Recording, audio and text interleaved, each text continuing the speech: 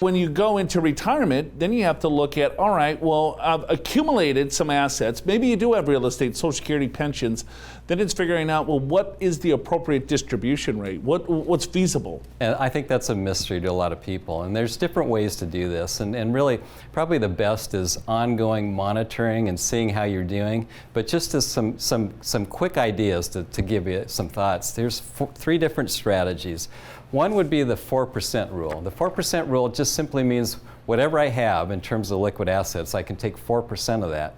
I've got $1 million, I can take $40,000. So that's, and hopefully your portfolio is earning more than that, so next year your balance is higher, you're taking a little bit more.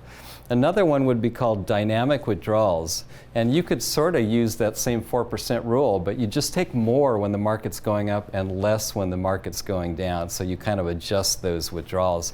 And then finally, some people like to just take their required minimum distribution, which used to be at age 70 and a half. Now it's age 72.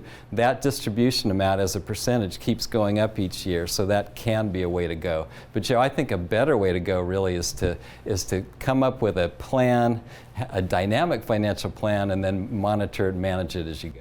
Yeah, without question. I mean, I think these are good rules of thumb. I mean, if you can follow some of these guidelines, you're going to be far better off than most people, because they're just playing a guessing game in regards to A, how much money that they need, right? And then how much money that they can take out. What does that portfolio look like? They have no clue in regards to tax planning or tax savings.